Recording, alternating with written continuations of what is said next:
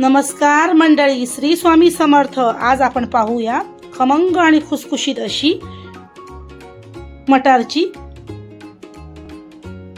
पुरी।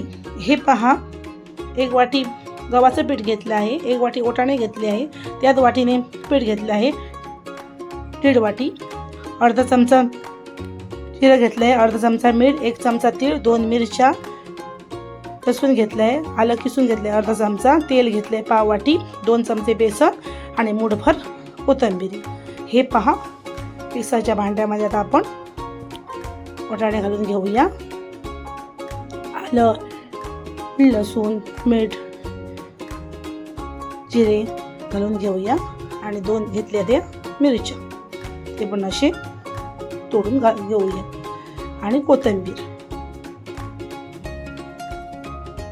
आणि थोडंसं पाणी, एकदम बारीक वाटून आणूया। हे पहा, मस्त बारीक केलं आहे, असं करायचं। मी व्हिडिओमध्ये सांगते तसं तुम्ही करा। हे पहा, एका भांड्यामध्ये आपण गव्हाचं पीठ घालून घेऊया। वाटाणे घेतले होते ना, त्याच वाटीने मी 1.5 वाटी गव्हाचं पीठ घेतलं आहे आणि 1 वाटी वाटाणे। ही पुरी छान होते, खमंग होते आणि बेसन घातल्यामुळे खूप अशी खुसखुशीत होते। तुम्ही कुठे प्रवासाला वगैरे जात असाल तर 2-3 दिवस या पुरीला काही होत नाही, खूप छान खुसखुशीत होते, मस्तच राहते। तेल घालून घेतलं आहे 1 चमचा आणि त्या आपण मटारचं वाटून घेतलं होतं ना, वाटण, ते वाटून घालून घेतलं आहे। हे पहा, पिठाचा गोळा छानपैकी मळून झाला आहे। आपण तो 15 मिनिटासाठी झाकून ठेवूया। 15 मिनिटं झाली आहे। आपण याच्यातलं थोडंसं गोळा काढून घेऊया आणि छानपैकी पीठ मळून घेऊया। त्याचे असे छोटे छोटे गोळे करून घेऊया, सुरीने कापून घेऊया। हे पहा, असे गोळे करून घ्यायचे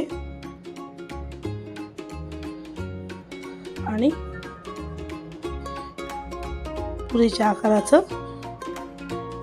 लाटून घेऊया, पुरी करून घेऊया। हे पहा, आरामात करून घ्यायचे, खूपच पातळ नाही करायचे, खूप जाड नाही करायचे। सर्व हे पहा पुऱ्या करून तयार झाले आहेत। छानपैकी तेल गरम झालं आहे, तर आपण सोडून घेऊया। हे पहा, फास्ट गॅस करायचा आणि फास्ट गॅसवर भाजून घ्यायचे। हे पहा, बघा टम्म पहा, मस्त फुलली आहे पुऱ्या। पहा, मस्त छान कलर आला आहे, छान दिसत आहे आणि मुलांच्या सकाळच्या टिफिनसाठी किंवा नाश्त्यासाठी खूप छान आहे हा पर्याय। मटारच्या पुऱ्या खूप छान होतात, मस्तच होतात। हे पहा, आपल्या सर्व मटारच्या पुऱ्या करून तयार झाल्या आहे। पहा, टम्म फुगली आहे, पहा मस्त फुगली आहे, पहा आतून पहा, मस्त दिसत आहे। नक्की करून पहा। व्हिडिओ आवडला असेल तर लाईक करा, शेअर करा, सपोर्ट करा। चला तर पुन्हा भेटूया अशाच एक छानशा रेसिपीसह। तोपर्यंत धन्यवाद।